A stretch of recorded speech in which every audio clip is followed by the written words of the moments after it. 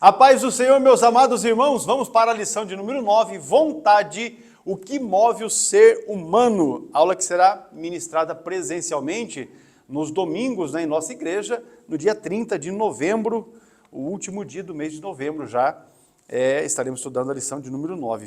Será com certeza uma benção, e aí já vamos caminhar para o último mês deste ano, de 2025. Paz do Senhor, pastor Adovilson. Pastor Hércules, a paz do Senhor aos nossos professores e alunos da Escola Bíblica Dominical. Lembrando também, pastor, que hoje é a última aula referente à alma, né? Com certeza. Depois nós vamos ter a 10, 11 e 12, que vamos comentar sobre o Espírito, né? E a última aula é o encerramento. Então hoje, esta pré-aula é a última aula relacionada à alma, a dimensão da alma. Maravilha, então vamos lá. O texto áureo da lição está em Gálatas, capítulo 5, e o versículo 16, que diz assim: digo, porém, andai em espírito e não cumprireis a concupiscência da carne. A verdade prática diz que, guiada por Deus, a vontade é uma bênção extraordinária, vital para a existência humana. O texto áureo e a verdade prática da lição que nós vamos estudar, esta lição de número 9. A leitura bíblica em classe você vai encontrar em Gálatas capítulo 5, os versículos 16 a 21, também Tiago capítulo 1, versículo 14 e 15, e ainda Tiago capítulo 4, versículos 13 ao 17.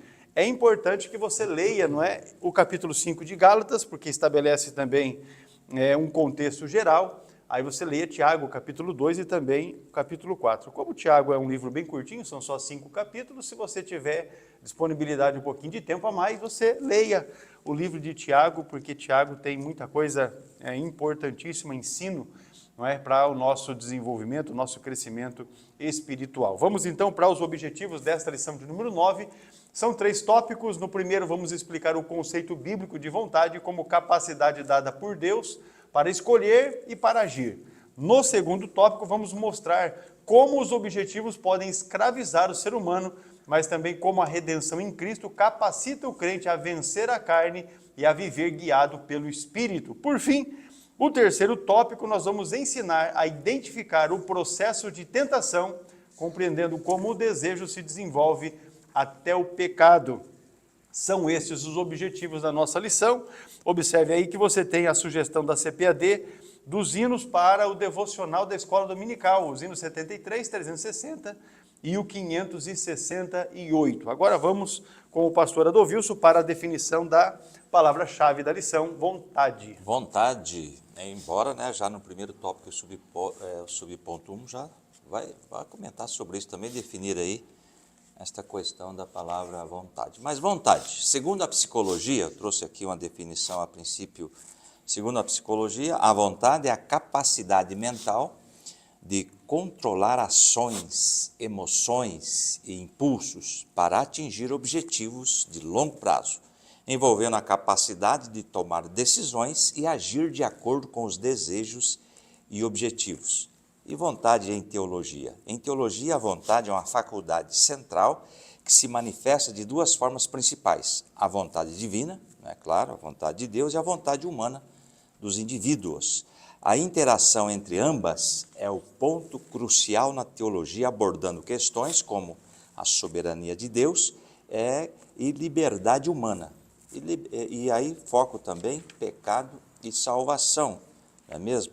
A vontade, eu trouxe aqui ainda, é a faculdade que Deus deu aos seres humanos para fazerem escolhas. Olha aí, aqui está bem claro, e tomarem decisões. Para Agostinho, por exemplo, a vontade é uma capacidade ativa da alma que permite ao homem agir livremente no mundo. Então, Deus nos dotou de vontade. É isso que nós vamos explanar durante esta aula. Muito bem, meus irmãos, deixa eu dar aqui uma orientação para vocês. Se você está nos assistindo através do nosso canal no YouTube, você vai verificar que na descrição aí da aula tem o link para você acessar a plataforma do CETADV, a plataforma de cursos online, onde você consegue ter acesso ao material comentado. Este material aqui é um material, são 27 páginas, o material desta lição, onde nós trouxemos definições de algumas palavras que você vai encontrar na lição. não é? Concupiscência, carne, vontade, desejo, livre-arbítrio, redenção, conflito interior, mortificação, tentação, domínio espiritual. Além disso, nós trouxemos uma análise exegética do texto da leitura bíblica em classe, não é? E também do textuário da lição, que é Gálatas 5,16, também a definição da palavra-chave vontade, o pastor Adovilson acabou de fazer uma exposição aqui, também sobre cada um dos tópicos da lição, que é vontade, motivação e ação, desejos da escravidão à redenção, e o ensino é sobre os desejos em Tiago, e ainda uma dinâmica para que você possa aplicar na classe para a fixação do conteúdo, a dinâmica que tem o título O Poder das Escolhas, quem comanda a minha vontade?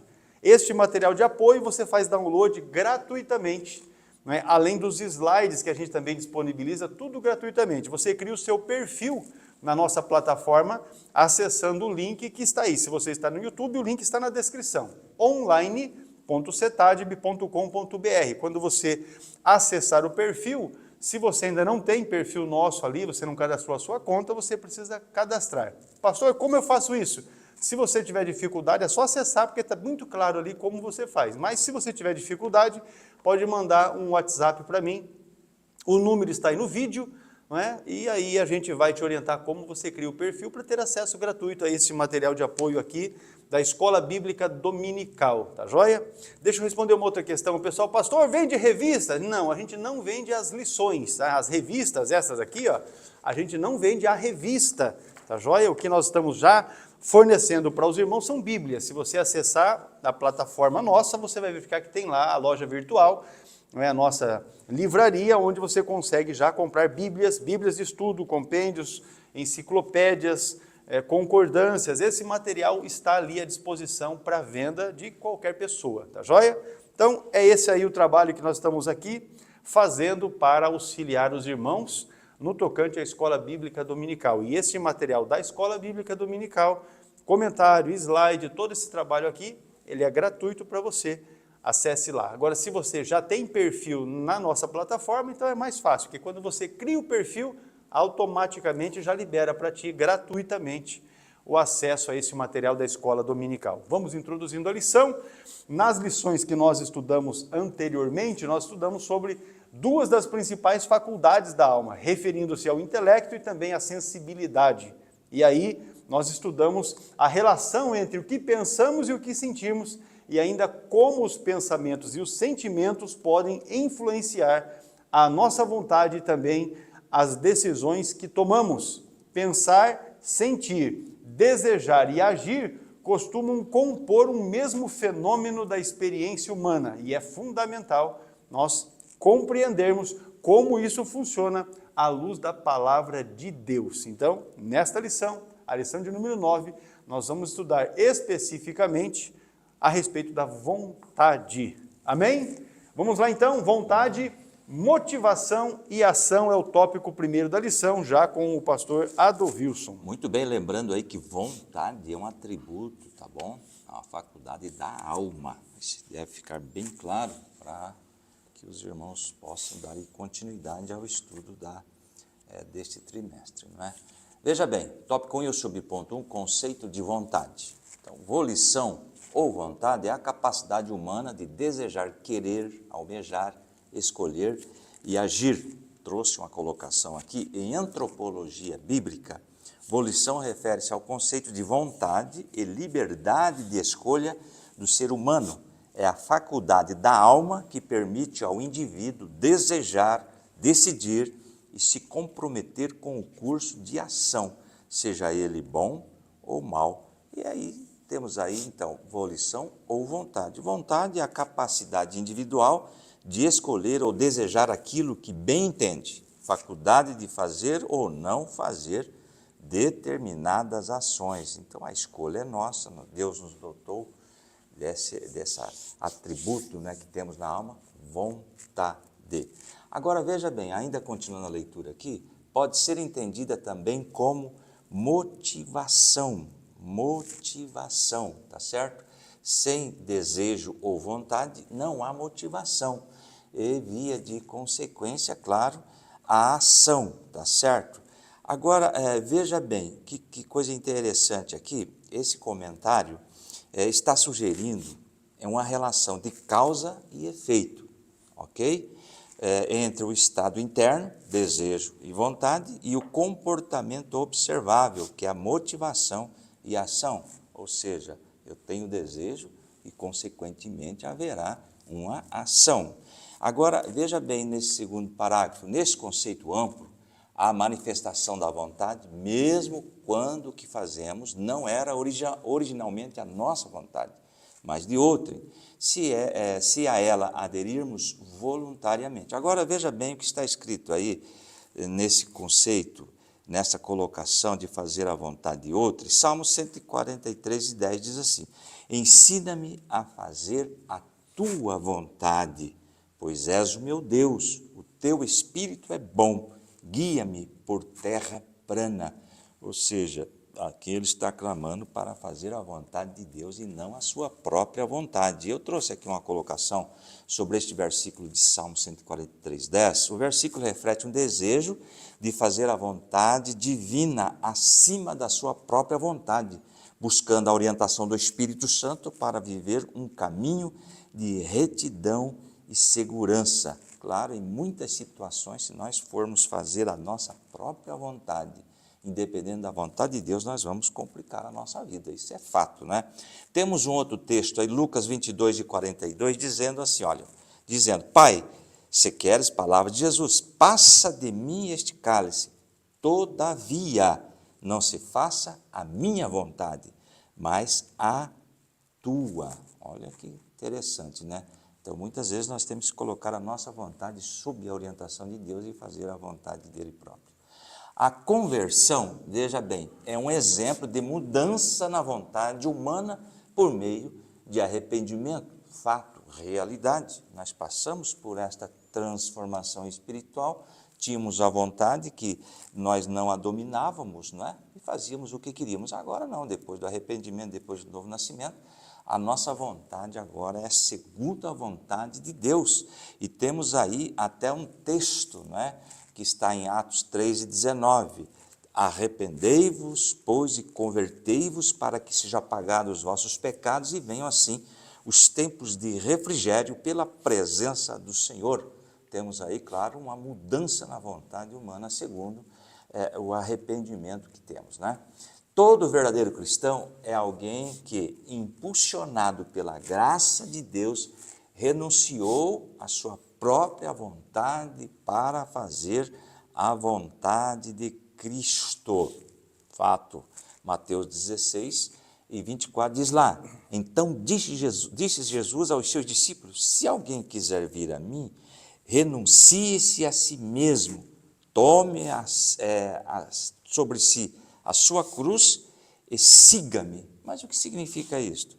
Jesus instruiu os seus seguidores a negar-se a si mesmo, o que significa renunciar à própria vontade, desejos e planos particulares para seguir a Deus. Ou seja, agora, depois da transformação, depois do arrependimento, depois do novo nascimento, o que impera em nós não é a nossa vontade, é a vontade do próprio Deus que atua em nós. E a última colocação desse slide é o livre-arbítrio funcionando aí a partir desse momento, né? Lá em Hebreus 2:3 diz assim, como escaparemos nós se não atentarmos para uma grande salvação, a qual, começando a ser anunciado pelo Senhor, foi-nos depois confirmada pelos que a ouviram.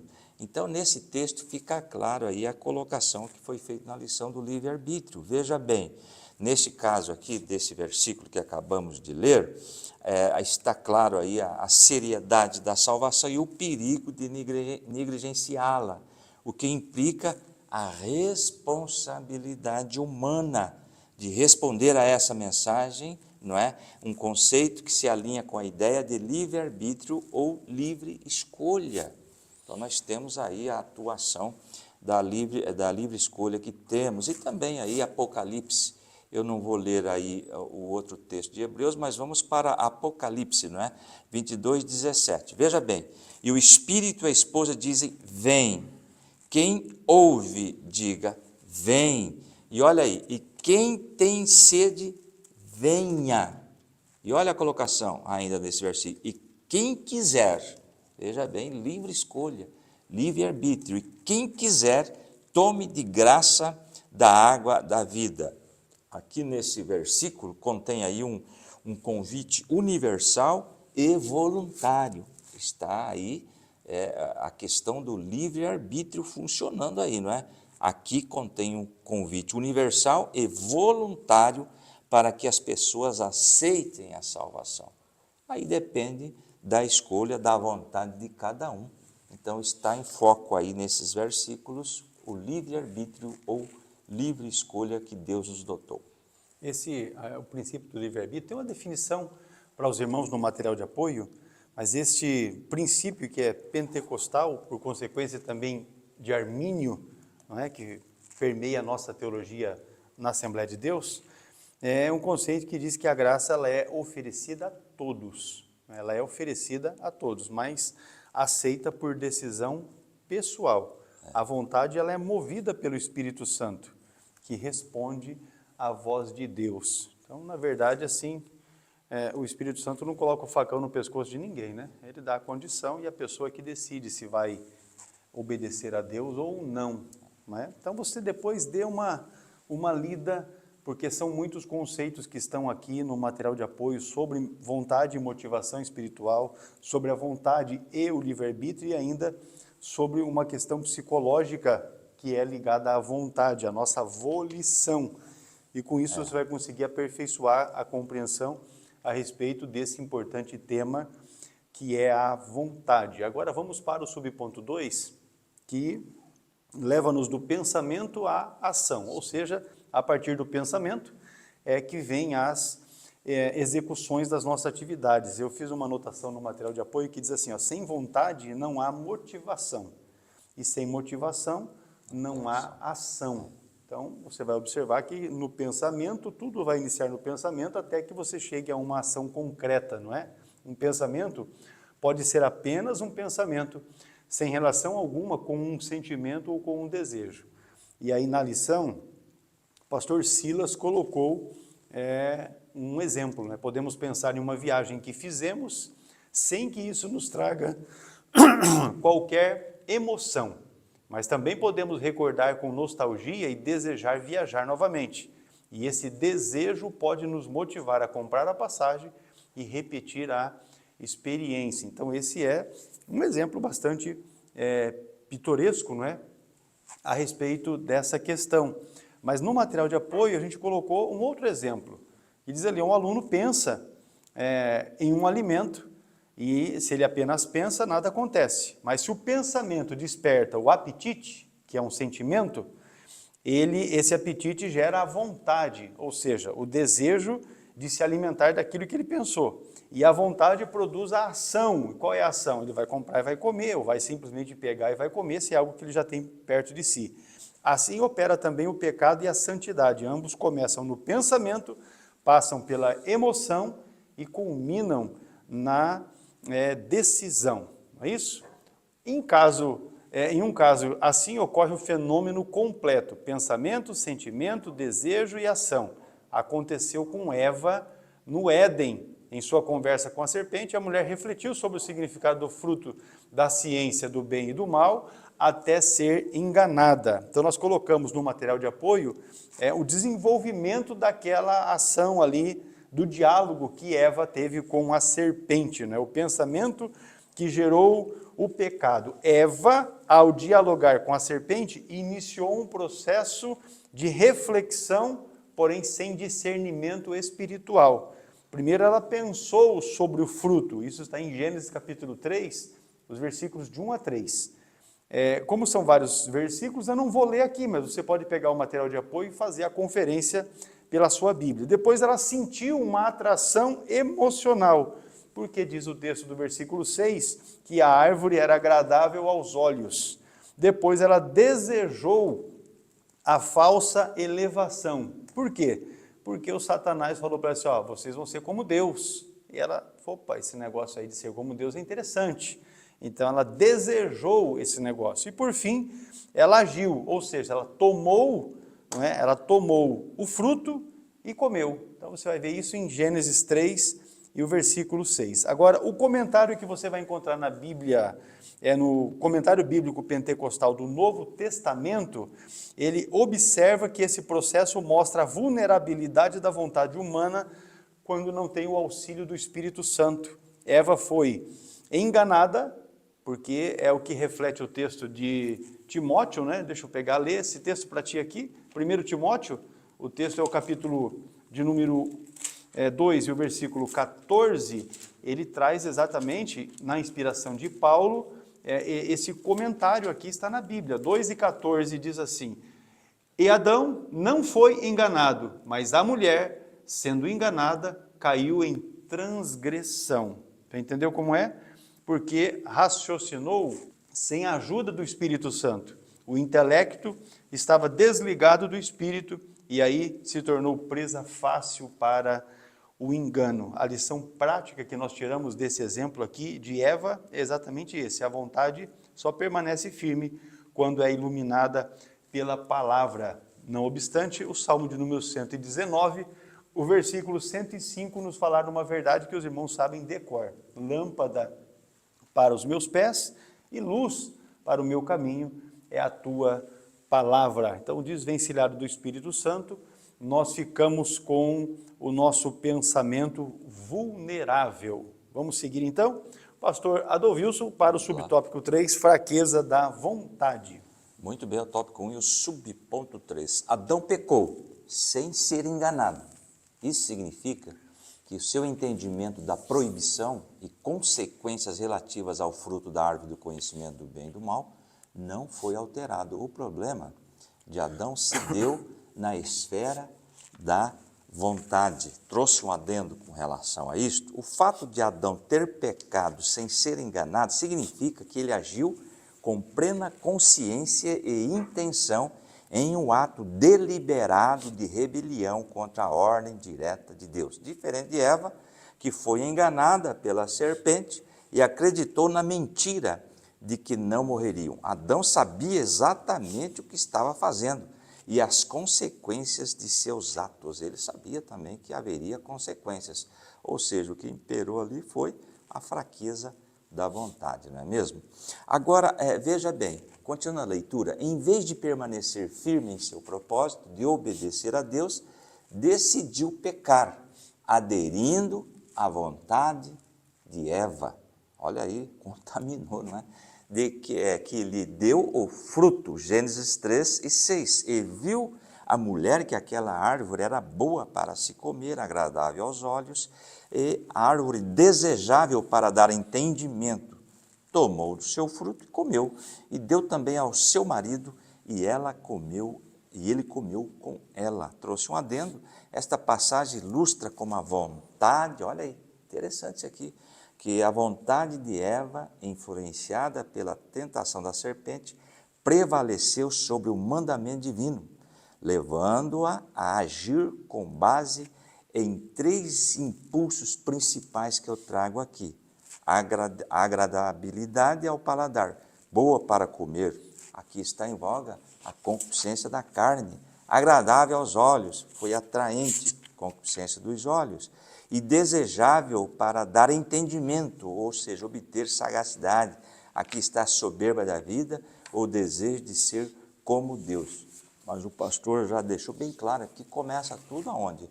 No pensamento, depois gera a vontade. Agora veja bem, nós dissemos aí em aula anterior que tudo começa no pensamento. O pensamento gera o ato gera o hábito e o hábito gera o caráter, né? E o caráter definirá o destino da pessoa. Mas o foco aqui, a princípio, é tudo no pensamento. Pensou, gera a vontade, depois da vontade aí vem a ação. Temos uma outra referência bíblica, Romanos 5 e 12, que diz: portanto, como por um homem entrou o pecado no mundo, e pelo pecado a morte, assim também a morte passou a todos os homens, por isso que todos pecaram. Então tem aí, aderiu a esta vontade e trouxe toda uma consequência, fraqueza de vontade aí, tanto de Eva quanto Adão. Quantas decisões erradas tomamos plenamente conscientes de suas consequências? Cada ação tem uma reação. O pecado é perdoado, conforme nós já vimos ao longo dos estudos bíblicos, é perdoado sim, mas tem as suas consequências, é só retornarmos para a história de Davi. Pecou, errou, Salmo 51, pede perdão, Deus o perdoa. Só que vem o quê? As consequências, isso é fato, é uma realidade. Está escrito aí na última parte desse slide, da violação de uma restrição alimentar e condutas mais graves, muitas vezes o desejo fala mais alto do que a razão. Ainda no próximo slide, com relação à fraqueza de vontade, veja bem que está aí. A busca do prazer pelo prazer é uma característica da cultura hedonista. E eu trouxe aqui uma colocação rápida. A busca do prazer pelo prazer é uma característica central do hedonismo, uma doutrina filosófica que considera o prazer como o bem supremo e o principal objetivo da vida. Adão e Eva, sua desobediência foi uma busca por satisfação que resultou na perda do paraíso. Deixaram aí se levar, né, por esta vontade que contrariava a ordem de Deus. E tem ainda aí vícios e compulsões, arrastam multidões, mesmo que elas conheçam os seus devidos efeitos. Depois dessa segunda estrofe, eu trouxe uma colocação aqui. Do ponto de vista bíblico, os vícios e compulsões arrastam as pessoas para a destruição, porque resultam na perda do autocontrole e na escravidão ao pecado, o que contradiz o plano de Deus de liberdade e vida plena. Ou seja, aquele que não conhece a Cristo, que não passou pelo novo nascimento, passou à vontade, ele faz o que ele quer. Ele deu vontade, ele pratica, sem pôr isso na balança, e isso traz perdição, traz destruição.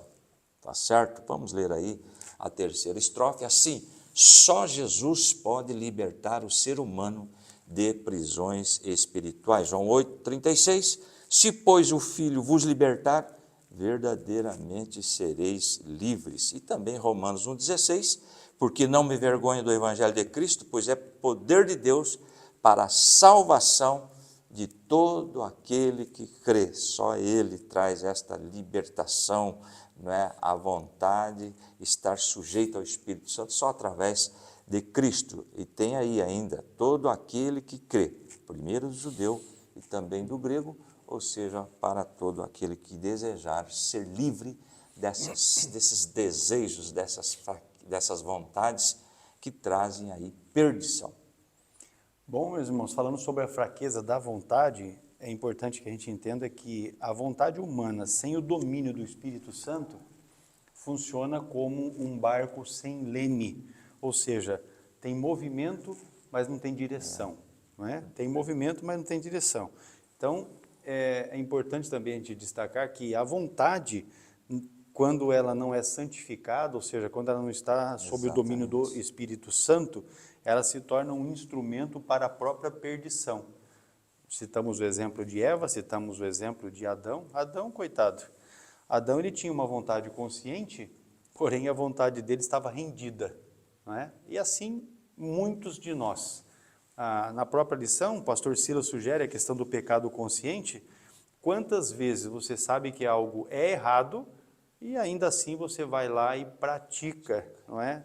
Executa. O comentário pentecostal da CPAD, ele relaciona essa questão, porque ali diz que Adão sabia que era errado, mas ele quis, não é? Aí você faz uma relação, na verdade o comentário bíblico pentecostal faz essa relação com Romanos capítulo 1, e o Romanos capítulo 1 é uma palavra, assim, dura nesse sentido, especialmente ali a partir do versículo 21 até o 32, que trata de questões que estão diretamente ligadas à sexualidade do homem, não é? Que é a questão que o pastor Adolfo mencionou aqui do prazer pelo prazer, né? Isso manifesta em vício, consumismo, sexualidade distorcida, as compulsões, enfim, mas especialmente o texto de Romanos 1, 21, 32, mostra que o homem, conhecendo Deus, não o glorificou como Deus, e por isso foi entregue, conforme diz o texto ali, aos desejos do seu coração, do tipo assim, Deus está com os braços abertos, o seu Espírito Santo está nos auxiliando a tomarmos as decisões corretas que glorifiquem a Deus,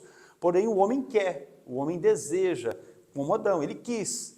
E aí Deus então simplesmente entrega o indivíduo, né? Sabe quando você insiste numa coisa que você quer, igual aquelas crianças birrenta, fica insistindo, aí o pai faz o quê? Então vai, aí quebra a cara, aí se volta, errei e tal, mas é mais ou menos assim. É porque exatamente a vontade não está sujeita à ação do Espírito Santo. Agora, o pastor Adolfo leu João 8,36, não é, que fala a respeito da nossa liberdade. Se Cristo vos libertar, verdadeiramente sereis livres. Essa liberdade aqui não é apenas uma libertação do pecado, mas ela também se completa numa capacitação dada por Deus, por intermédio do Espírito Santo, para que a gente escolha o correto, escolha o que é certo, escolha o bem, escolha aquilo que glorifique a Deus. Ou seja, é a restauração da vontade ao propósito original de Deus para o ser humano. Aplicações, irmãos, desse primeiro ponto da nossa lição, desse primeiro tópico da lição, nós precisamos entender que o desejo sente, mas a vontade é que decide. Primeiro você tem o desejo, mas quem decide de fato é a vontade. Então, por isso é interessante que a sua vontade esteja sujeita ao Espírito Santo, para que aquilo que você vai decidir na sequência não seja algo que vai te prejudicar, especialmente em relação a Deus. A questão da nossa rendição diária, que está na leitura bíblica, aliás, desculpe, no textuário da lição, Gálatas 5, versículo 16, mostra que apenas Ele, né, o próprio Senhor, é que pode alinhar a nossa vontade com a vontade do Senhor para as nossas vidas. Então, você fala assim, nós queremos que Deus faça a vontade dEle na nossa vida, mas quantas vezes Deus está querendo fazer algo na nossa vida e nós queremos um outro rumo, ou ignoramos aquilo que Deus quer para a nossa vida e tomamos a nossa decisão como que voluntariamente, sem consultar Deus e a sua palavra, e aí sofremos. Nesse sentido, então, nós temos que fazer como o salmista, né, escrevendo o Salmo 143, verso 10, que foi o primeiro versículo que o pastor Adolfo leu na abertura da lição, dizendo: Senhor, ensina-nos a querer exatamente aquilo que o Senhor quer. Aí vai fechar a questão, né? A gente fala que vai fechar o repolho, porque pensa um negócio que fecha perfeitamente é o repolho, né? Vai fechar e vai ser bênção. A vontade é a capacidade dada por Deus ao homem de desejar, escolher e agir, sendo profundamente influenciada por pensamentos, sentimentos e decisões que sejam espirituais. Quando ela é guiada pelo Espírito, ou seja, a vontade, ela conduz à obediência e também à santificação. Quando dominada pela carne, leva à rebeldia e ao pecado. Concluindo esse tópico teologicamente, o ser humano é dotado de vontade, mas essa vontade foi ferida pelo pecado. E aí, a conversão é o movimento em que Deus faz. Ele reorienta o querer do ser humano e o faz cooperar com o querer divino. Viver no Espírito é permitir que a motivação e a ação sejam governadas pelo Espírito Santo. Seguindo o texto de Filipenses 2,13, diz assim: porque Deus é o que opera em vós, tanto o querer como o efetuar, segundo a sua boa vontade. Assim sendo, a vontade é a capacidade humana de desejar e agir, sendo influenciada por pensamentos, sentimentos e decisões espirituais. Encerramos aqui o tópico primeiro da lição. Vou dizer para você, não perca, porque a lição está uma bênção. Aquilo que vem ainda será igualmente glorioso. E não perca a oportunidade de fazer download do material de apoio para que você possa aprofundar esses conceitos ligados à sua vontade. Glória a Deus. Já voltamos.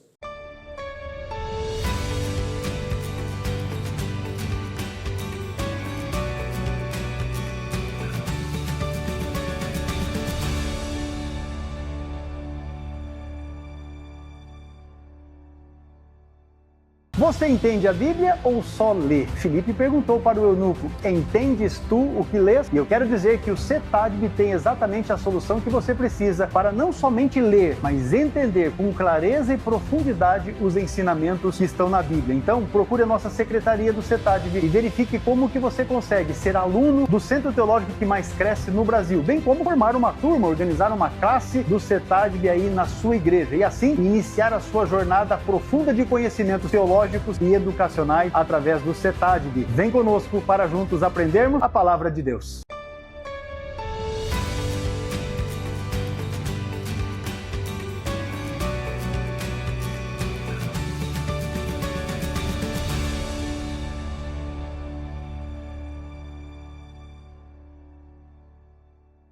Tópico 2 da lição, meus irmãos, continuando os estudos da lição de número 9, desejos da escravidão à redenção. Pastor Edovilson.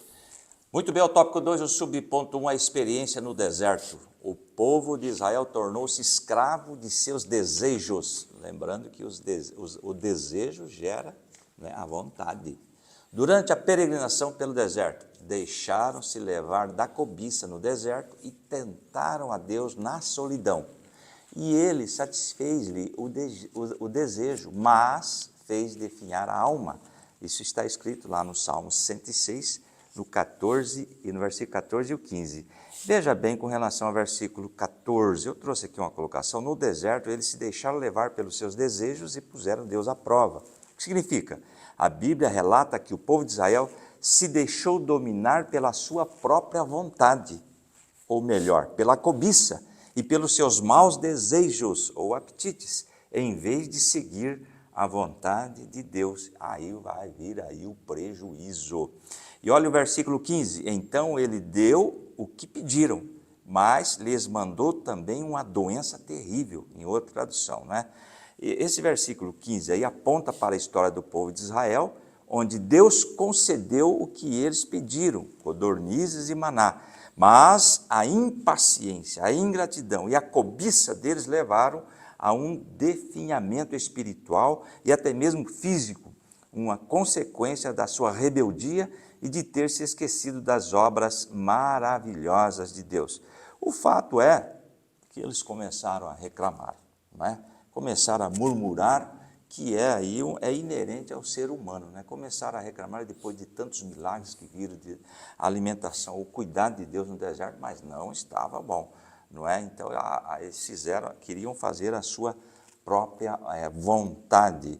Veja bem o segundo parágrafo, que diz lá, apesar de grandes maravilhas operadas por Deus, os hebreus, tomados de ingratidão, lembravam-se das comidas do Egito, se deixaram dominar pelos seus desejos. Números, capítulo 11, verso 5, diz assim, lembrando-nos dos peixes que no Egito comíamos de graça, e dos pepinos, e dos melões, e dos porros, e das cebolas, e dos alhos. Olha o versículo 6, mas agora a nossa alma se seca, coisa nenhuma há, senão maná diante dos nossos olhos. Veja bem a reclamação do povo, mas vamos ver essa questão de ingratidão que não está aí na lição?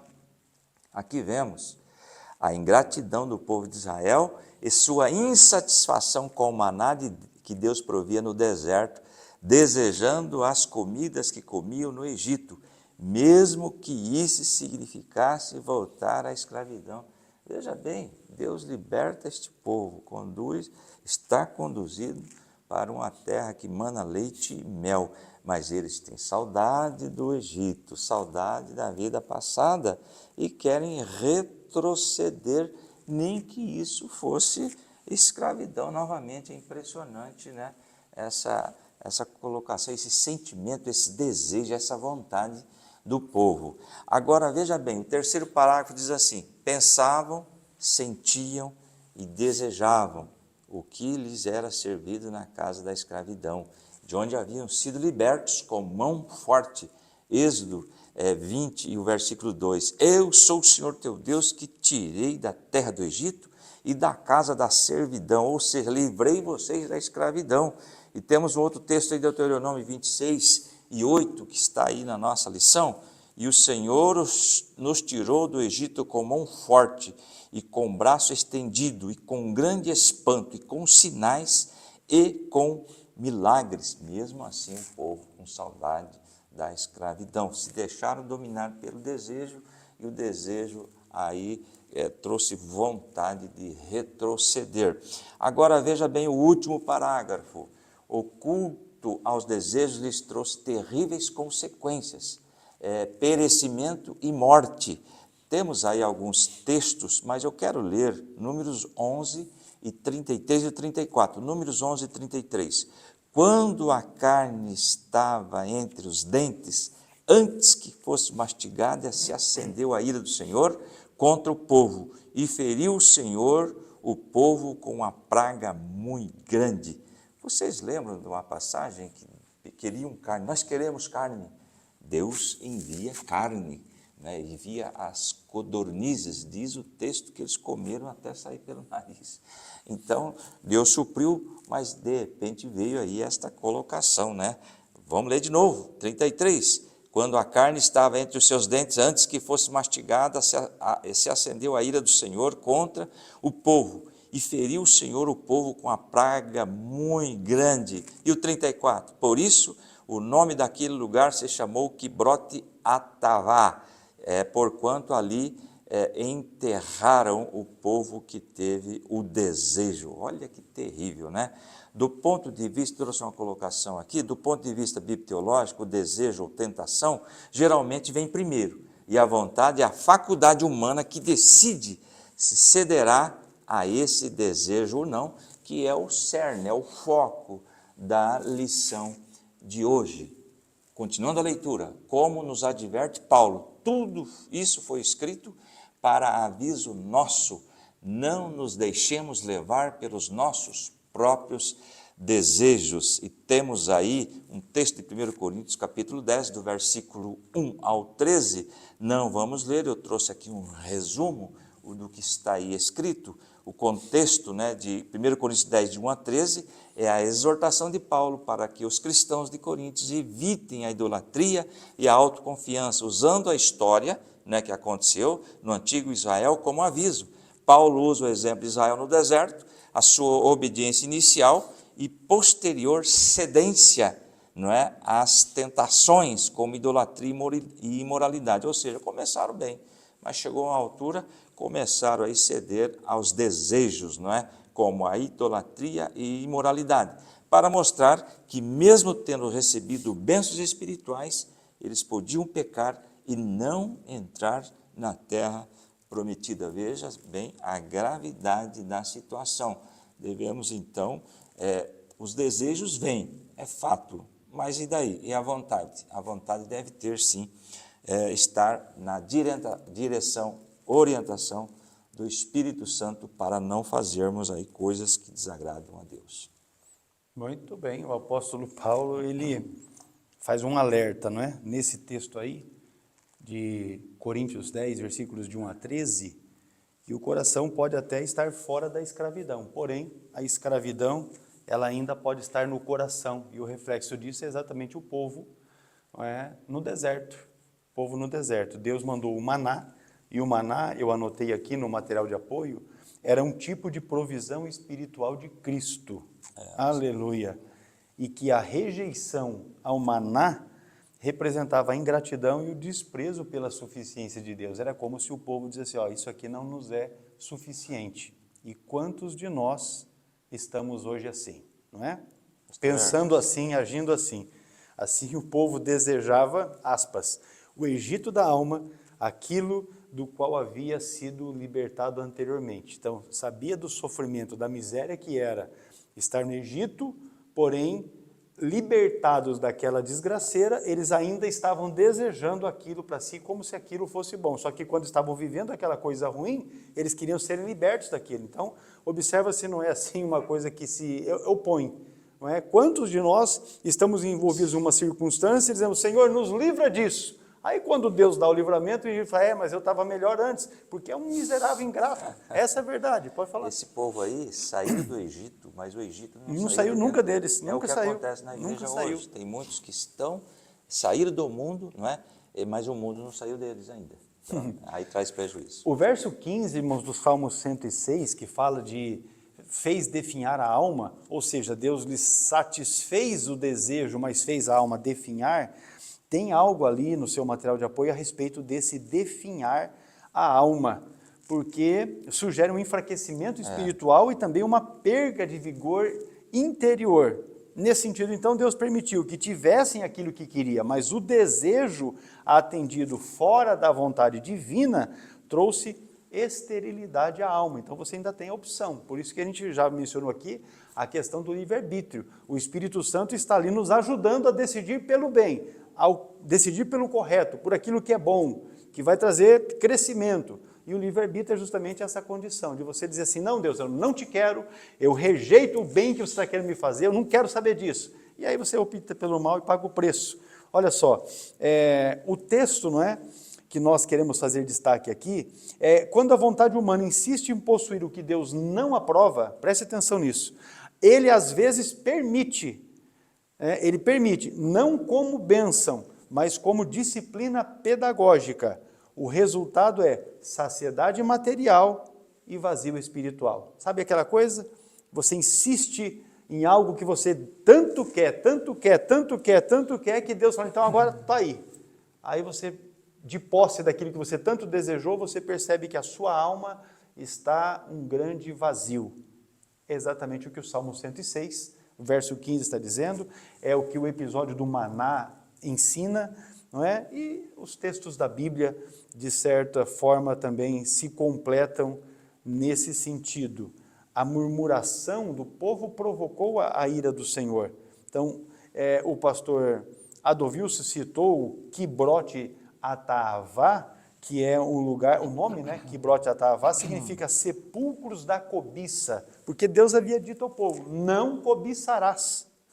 Não cobiçarás. Os desejos que se tornam ídolos, formam um ídolo interno, na verdade. Ou seja, o coração do povo de Israel permaneceu no Egito, a libertação exterior não bastou para que o interior, que ainda ansiava pelas iguarias da escravidão, se conformasse com aquilo que era a vontade e o plano de Deus para o povo. Então, pagaram o preço.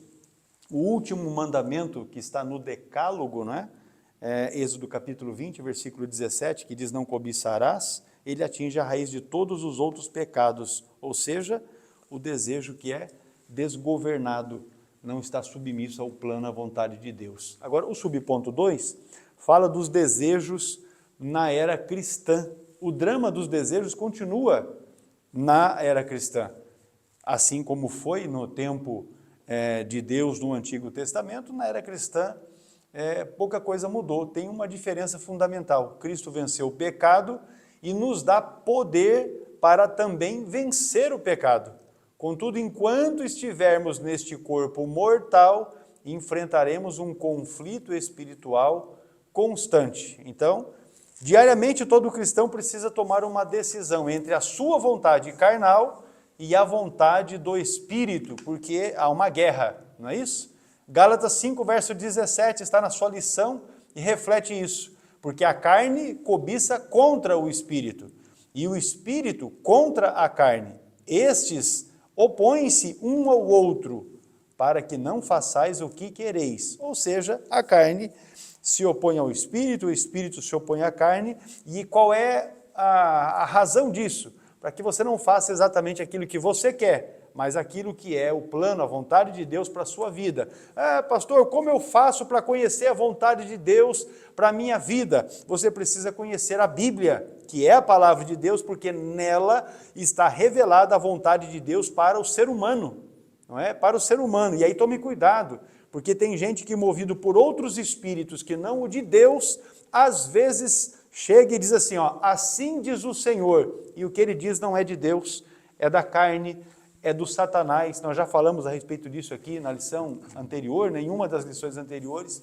Às vezes não é inspiração divina, e aí em vez de trazer benefício, traz malefício, e você não precisa ou não deve ser guiado por isso, você deve ser guiado pela palavra de Deus, a Bíblia Sagrada. E aí, meus irmãos, a carne, que o texto grego é sarx, e significa a nossa natureza pecaminosa, no material de apoio tem uma definição ampla a respeito deste termo, sarx, tem os seus próprios desejos que são contrários ao Espírito. Então, essa natureza pecaminosa que herdamos de Adão, ele tem a sua inclinação que é contra o Espírito.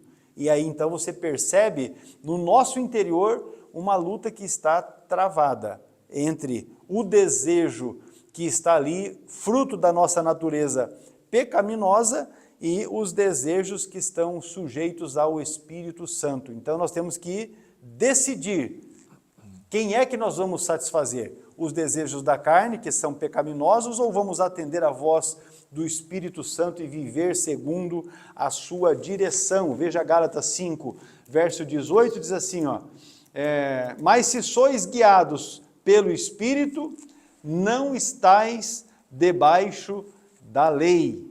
Esta é a orientação paulina aos Gálatas. Agora veja aqui, a nova realidade em Cristo, na era da graça, o ser humano não é mais escravo do pecado, porque Cristo venceu o poder da carne.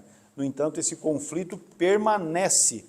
Na Bíblia de Estudo Pentecostal, há uma observação que diz que a vida cristã é uma guerra contínua entre as inclinações da velha natureza e os impulsos do Espírito Santo, pois a carne é a natureza humana corrompida com inclinações herdadas da queda de Adão e Eva. Já o Espírito, que é o pneuma, o Espírito Santo, ele habita no crente, regenerando e guiando a sua vontade. Veja que os desejos que Paulo relata, não é? Romanos, no texto de Romanos especificamente, mostra que eles continuam existindo, mas não precisam mais dominar a vida do crente. O cristão regenerado tem poder para escolher, e ele pode tanto negar a carne e decidir andar no Espírito, como pode negar a ação do Espírito e se entregar de corpo e alma, como diz alguém, aos desejos da carne. Mas entenda que o campo de batalha é o nosso homem interior. E aí a palavra cobiça, não é? A palavra cobiça significa desejo intenso, anseio dominador. O problema não é desejar, mas é desejar fora da vontade de Deus, fora do plano de Deus, do objetivo de Deus, porque quando o desejo de alguém ele é santificado, então aí ele se torna um instrumento para o reino. Veja, o Salmo de número 37 vai trazer para nós exatamente uma palavra nesse sentido daquilo que nós desejamos dentro e fora da vontade de Deus. Veja, Salmo 37, verso 4 diz assim, deleita-te também no Senhor, e Ele te concederá o que deseja o teu coração. Ou seja, se você se deleita no Senhor, é porque você está sujeito ao Senhor. E quem está sujeito ao Senhor, certamente vai pensar, vai desejar coisas boas. E como consequência disso, Deus vai satisfazer os seus desejos, ou seja, vai conceder aquilo que você de fato quer, porque quando o desejo está santificado, ele de fato se torna instrumento para a glória de Deus. Quando é dominado pela carne, ele se torna uma prisão espiritual. Vamos lá então? Subponto 3, pastor Edovilson. Muito bem, dando continuidade ao finalzinho do slide anterior, a decisão do homem redimido, tópico 2, o subponto 3. Veja bem, a obra da salvação realizada por Cristo nos liberta do poder do pecado. Fato.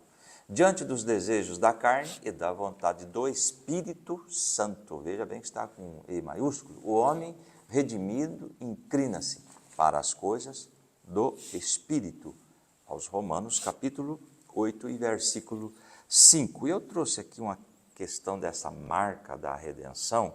A presença e a direção do Espírito Santo são a marca registrada do verdadeiro cristão.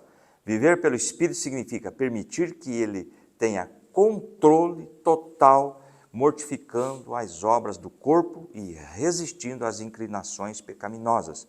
Ou seja, para as coisas, nós vamos nos inclinar para as coisas do Espírito depois da transformação realizada pelo próprio Espírito Santo.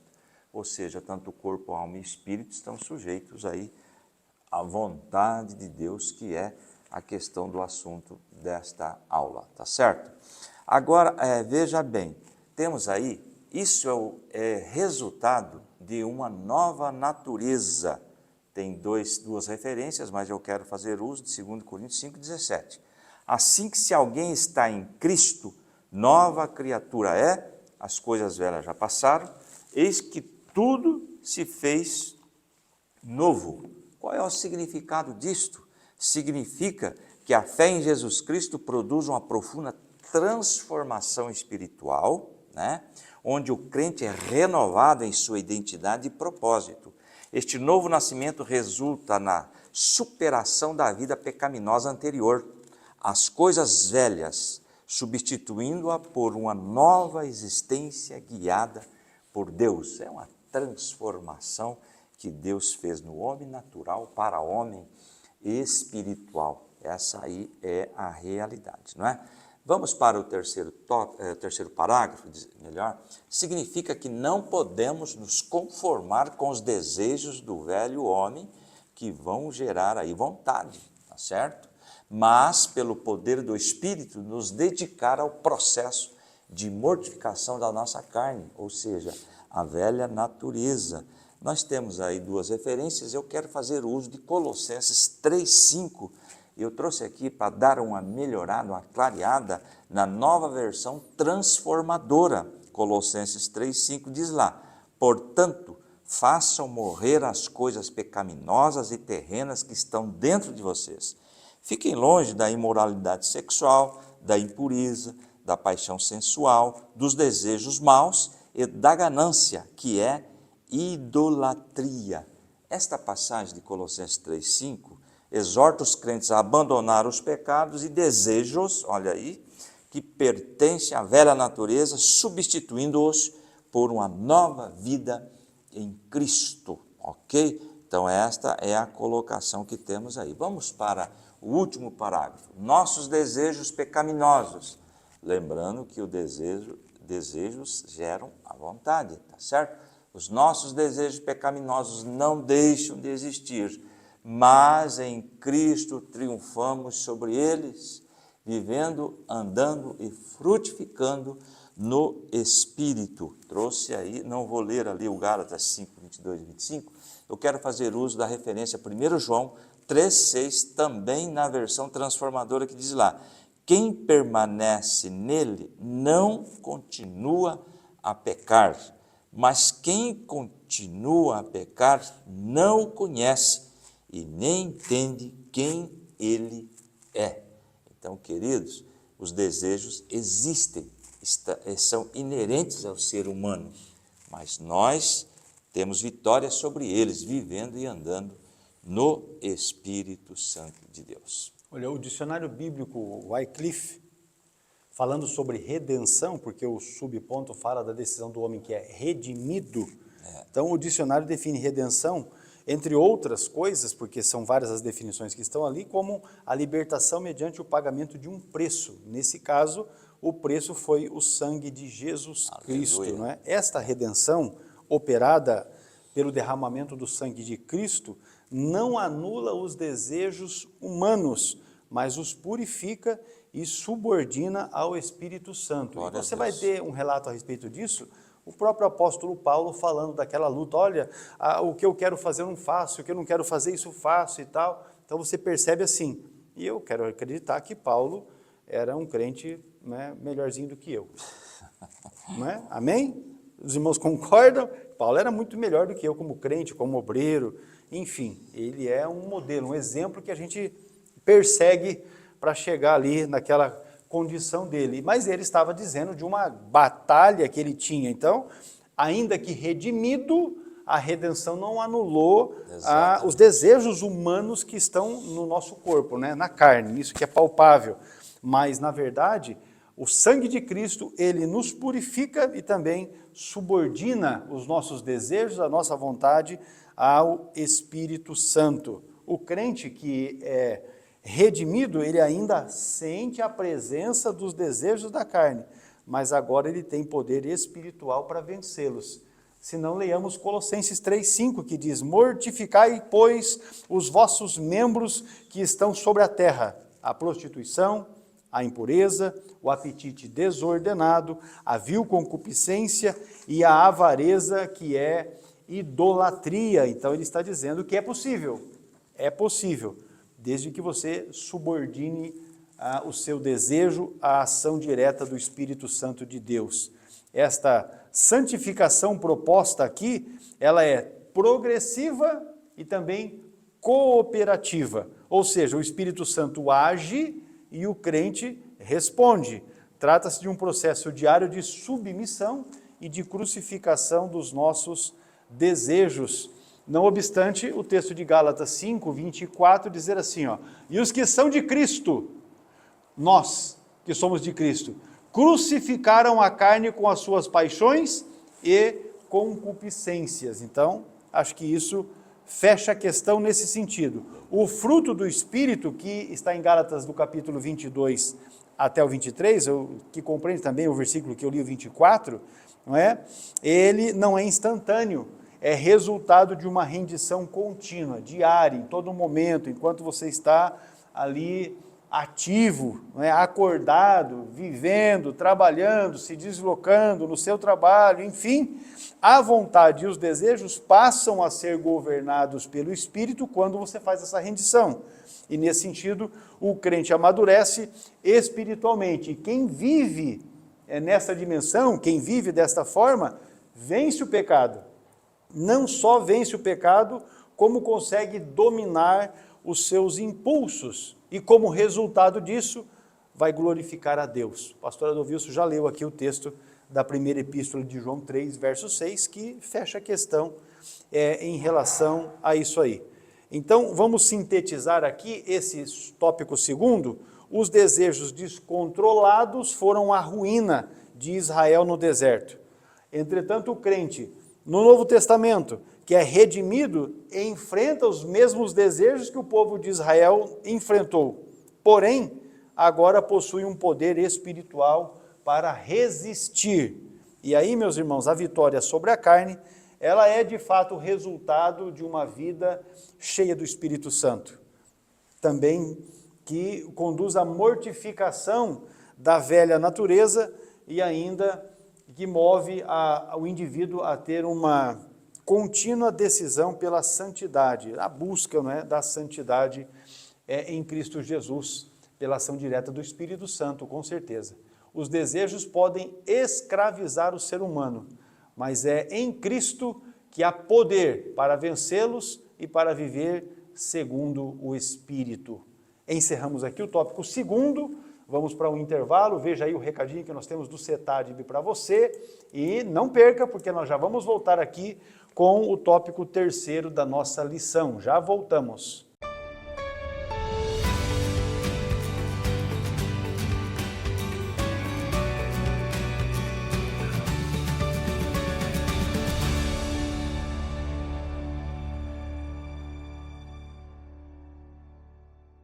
Acabei de receber uma notificação de infração, multa porque não obedeceu à lei. E assim, meus irmãos, é você que também não estuda a palavra de Deus. Você acaba errando, pecando por não conhecer a palavra. Então, o que você está esperando para vir se matricular, para ser aluno do CETADB e com isso conhecer a palavra de Deus e viver uma vida debaixo da bênção do Senhor? Vem conosco para juntos aprendermos a palavra de Deus. Agora, a respeito da multa, quem fez a infração vai pagar o preço.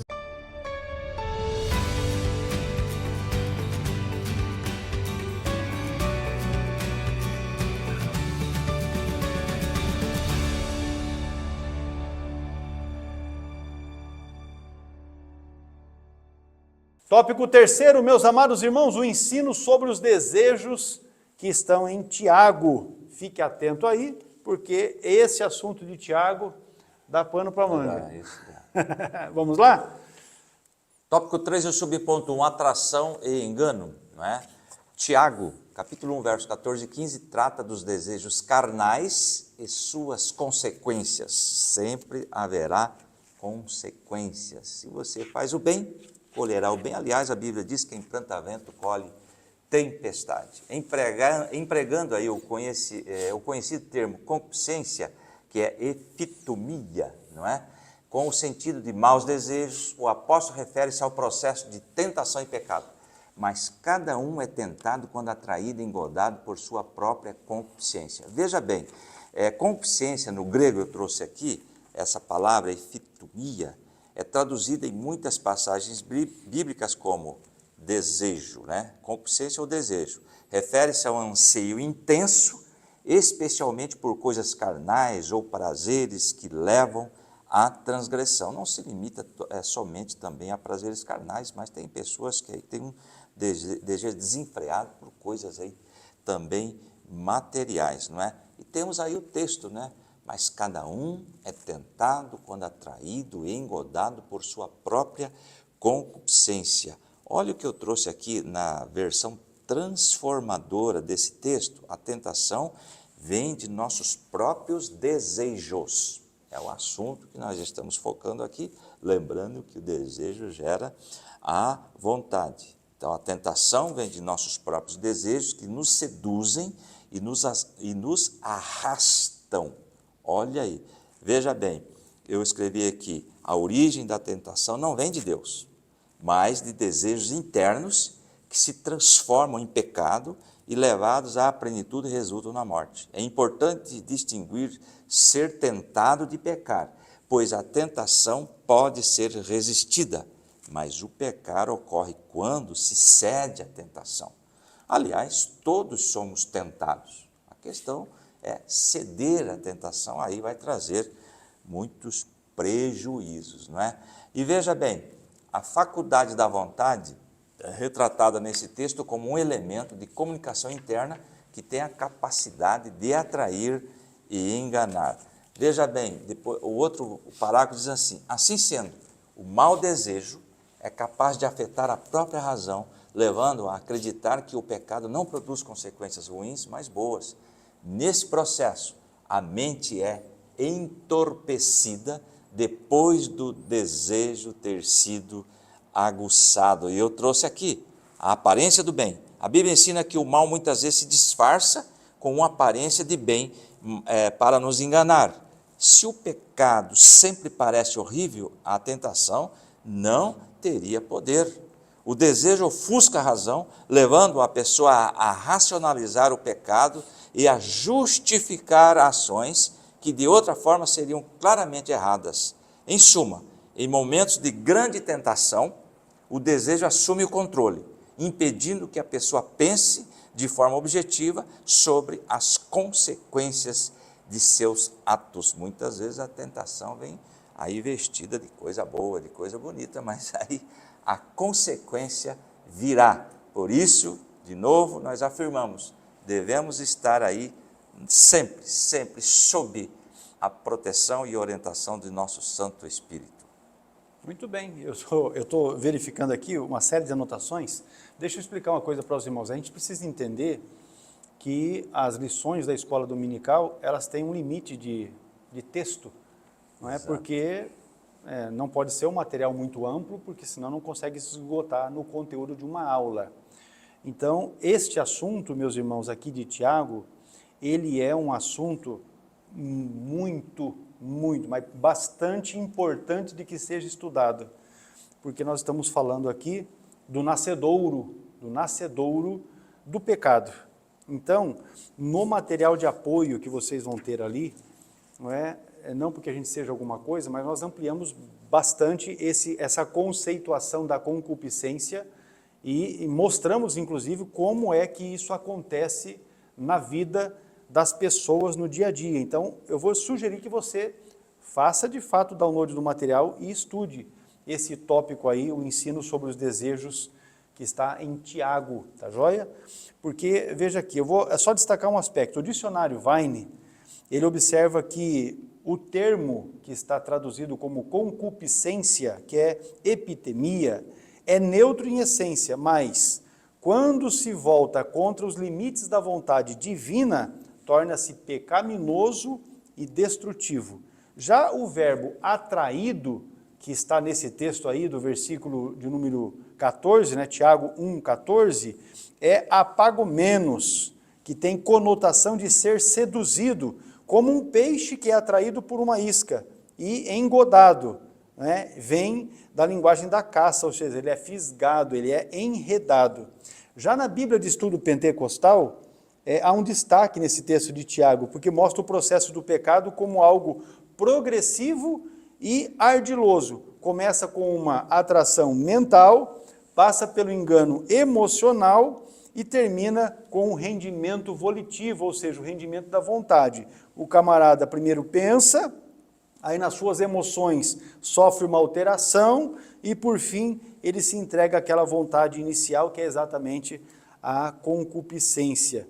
Tiago, ele mostra para nós uma conexão direta entre desejo e vontade, porque o desejo ele desperta em nós alguma coisa, mas a vontade é que escolhe, que decide fazer o correto ou fazer o que é certo, e nós já falamos a respeito disso no tópico primeiro, não é? A vontade é o campo de batalha entre a carne e o espírito. Quando a vontade cede à atração do desejo, não é? Aí você vai observar que ocorre o que nós podemos denominar de auto-engano, é quando a pessoa se engana a si próprio. O raciocínio passa a justificar o erro. Então, a mente entorpecida racionaliza o pecado. Porque aí o indivíduo já está, e você veja um caso muito claro disso, é o caso de Eva, capítulo 3, né, e versículo 6, e viu Eva que aquela árvore era boa para se comer, e agradável aos olhos, e árvore desejável para dar entendimento. Então você vai verificar atração mental, engano emocional e rendição da vontade. Mesmo sabendo que não podia, foi e fez. Então Eva não pecou por desconhecimento, isso está no seu material de apoio, mas porque o desejo distorceu o juízo. Assim, o pecado nasce quando a emoção domina a razão e ela faz com que a consciência fique silenciada. Veja só uma aplicação que nós colocamos aí no seu material. Tiago não descreve um inimigo externo, mas a própria alma humana. O perigo espiritual não está apenas nas tentações que vêm de fora, mas naquilo que permitimos crescer dentro de nós. Nós tratamos a respeito disso na lição anterior, inclusive, quando dissemos que nós não podemos proibir que os pássaros voem acima da nossa mente, não é? Mas nós podemos fazer com que eles não façam ninho na nossa mente. E é isso que o Tiago está ensinando aqui, não é? Como você deve agir nesse sentido. Vamos lá, pastor Wilson? Subponto 2, abortando o processo. Agora vai. É o último, né? É o tópico 3, é o subponto 2. Na lição 7, estudamos sobre a importância de interromper maus pensamentos para evitar a prática de pecado. Começa no pensamento. Pelo texto de Tiago, observamos que é preciso também abortar, não é?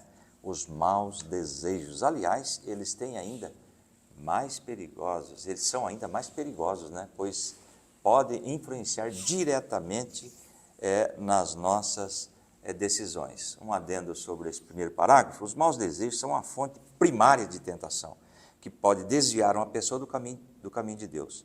A vigilância, a oração e a busca pela orientação da palavra de Deus e do Espírito Santo são essenciais para tomar decisões sábias e justas. Desde o princípio da aula, temos que estar sob a orientação do Espírito Santo, não é mesmo?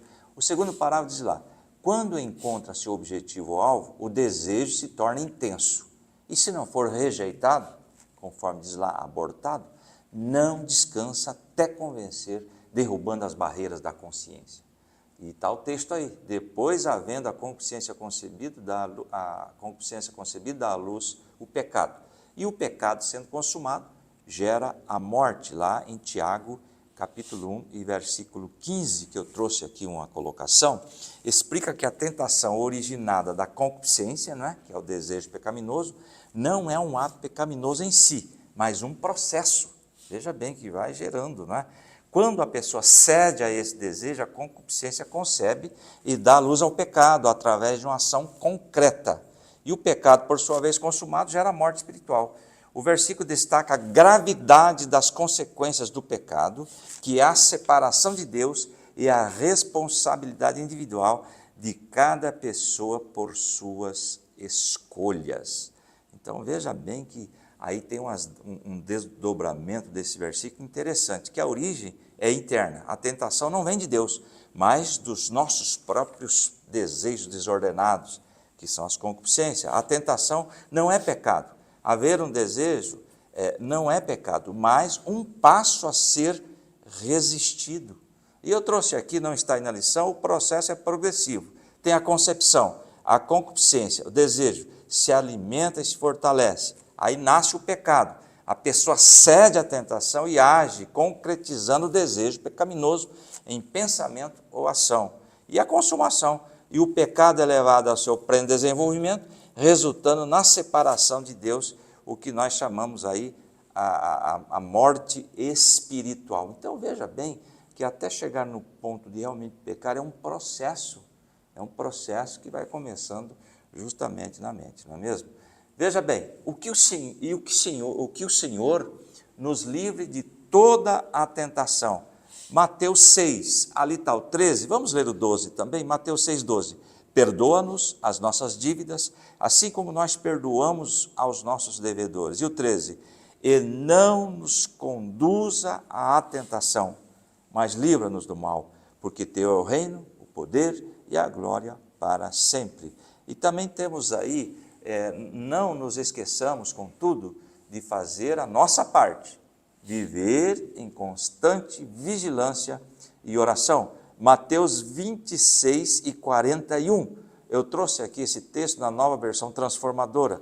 Vigiem e orem para que não cedam à tentação, pois o espírito está disposto, mas a carne é fraca. O que significa isto? O espírito, na verdade, está pronto, mas a carne é fraca. Vemos aqui a intenção espiritual e o desejo de seguir a Deus estão presentes. O espírito está pronto, mas a natureza humana, por si só, é frágil e suscetível à fraqueza e ao pecado. Ou seja, a carne é fraca. Devemos nós, então, submeter tudo, nosso corpo, nossa alma, nosso espírito, nosso desejo, nossa vontade, ao Espírito Santo de Deus para obtermos vitórias. O Tiago, ao falar sobre o pecado, sobre a concupiscência, ele foi bastante pedagógico, porque ele usou a metáfora da concepção para poder exemplificar como nasce o pecado, E no material de apoio nós colocamos exatamente essa observação. Agora veja, a Bíblia de Estudo Pentecostal, ela mostra que o ponto crítico é a concepção, não é nem o nascimento do pecado, porque quando o desejo é aceito pela vontade, o pecado já está em gestação. Portanto, o momento decisivo não é apenas evitar o ato, mas é impedir que o desejo seja fecundado. Isto é, abortar o processo mental e emocional que o alimenta. E aí você vai verificar na aula da Escola Bíblica Dominical, que nós tivemos presencialmente aqui, me refiro à aula da lição de número 4, o pastor estava dando aula, o pastor Ornelis, e ele citou um exemplo de um pastor que caiu por uma bobagem. Ele estava na igreja e quando as pessoas estavam ali se despedindo após o culto, ao cumprimentar uma irmã, que ele pegou na mão da irmã para dar um cumprimento, a irmã estava com estado febril, e aí ele, ao apertar a mão dela, disse, nossa, como a sua mão está quente. E ela respondeu para ele, o coração também. Passado alguns dias, ele foi descoberto um adultério. Então você imagine que deste aperto de mão brotou um negócio, com as palavras da irmã isso foi alimentado, e pela falta de abortar, de deixar com que o impedir, que o desejo fosse fecundado, acabou produzindo o pecado, a morte. Perdeu o ministério, a perca é muito grande. A mente, ela é um útero espiritual, onde o pecado ele é concebido. Se não houver interrupção, ele cresce até gerar a morte, porque o salário do pecado é a morte. Aleluia. Por isso Tiago ensina que é preciso abortar o processo, ou seja, eliminar o desejo antes que ele se torne uma decisão. Como fazer isso? No material de apoio está relacionado. Primeiro, vigilância. Diz o texto de Mateus 26 e 41. Vigiai e orai para que não entreis em tentação. A vigilância, ela detecta, é o radar para o desejo logo no início. Oração. A oração mantém a vontade sobre a direção, sobre o domínio de Deus. Vou ler aqui para os irmãos Filipenses, capítulo de número 4, para entender esse aspecto melhor. Filipenses 4, versos 6 e 7. Não estejais inquietos por coisa alguma, antes as vossas petições sejam em tudo conhecidas diante de Deus pela oração, súplicas, com ação de graça. E a paz de Deus, que excede todo entendimento, guardará o vosso coração e os vossos sentimentos em Cristo Jesus. Então você ora, você tem essa capacitação aí de ter a sua vontade sob a direção do Espírito Santo. E ainda palavra. O conhecimento bíblico traz discernimento e corta o ciclo antes da concepção. Salmo de número 119, verso 11. Escondi a tua palavra no meu coração para não pecar contra ti. Depois, a renovação da mente, que está em Romanos 12, verso 2. Transformai-vos pela renovação do vosso entendimento. E, por fim, submissão ao Espírito Santo. E aí me refiro ao texto áureo da lição, Gálatas 5,16. Andai em espírito e não cumprireis a concupiscência da carne. A responsabilidade humana diante da tentação está aí no seu material de apoio. Tiago ensina que Deus não tenta ninguém. Vamos aqui para o texto? Tiago 1, e o versículo que eu me refiro aqui é o de número 13. E ele diz assim, ó, ninguém, sendo tentado, diga, de Deus sou tentado, porque Deus não pode ser tentado pelo mal e a ninguém tenta. Esta é uma verdade na palavra de Deus. A tentação não é pecado. Ah, eu estou sendo tentado. Você ainda não está em pecado, porque a tentação é algo que está e aflige a nossa carne, o nosso corpo, você só não pode dar lugar. Mas o consentimento da vontade é que gera o pecado. Então a nossa doutrina pentecostal ensina que o Espírito Santo nos dá poder para resistir. E o texto é 1 Coríntios 10, 13, que diz o texto assim, ó, não vos sobreveio tentação senão humana, mas fiel é Deus, que não vos deixará tentar acima do que podeis suportar. Aleluia! Então não tem escape, né? Não tem desculpa. Ah, mas foi uma coisa que eu não pude. Não, pode. É que você decidiu entregar-se, não é? Assim o cristão não é vítima inevitável do desejo. Ele é livre para dizer não. E essa capacitação para poder dizer não ou para poder dizer sim, é a graça de Deus que opera em nós, não é? Muito bem. Resultado do processo, quando nós falamos de pecado e morte espiritual. Quando o desejo não é contido, o resultado é devastador, porque aí o pecado é concebido, cresce até ser consumado, e uma vez consumado gera morte espiritual. E essa morte é uma morte relacional, ou seja, distanciamento de Deus, separação de Deus. E aí, meu irmão, Gênesis 2,17, o dia que dela comerdes, ou seja, do fruto, não é? Da árvore do bem e do mal, lá em Gênesis, certamente morrerás. O pecado, assim como um vírus, mata a comunhão e destrói o discernimento. Por isso, a restauração da vontade humana depende de uma mente renovada e de um coração que é habitado pelo Espírito Santo. Para finalizar aqui, ó, esse texto de Romanos 8 vai lançar luz. Romanos 8, vamos chegar nele aqui, os versículos 5 e 6, traz luz a respeito desse assunto. Diz assim, ó, porque os que são segundo a carne, inclinam-se para as coisas da carne, mas os que são segundo o Espírito, para as coisas do Espírito, porque a inclinação da carne é morte, mas a inclinação do Espírito é vida e paz. O Espírito Santo não apenas perdoa o pecado cometido, mas cura o mecanismo que leva o pecado, ou seja, santifica a mente e purifica o desejo. Amém? Vamos lá então para a sinopse do nosso tópico terceiro. Tiago revela como os maus desejos geram o pecado.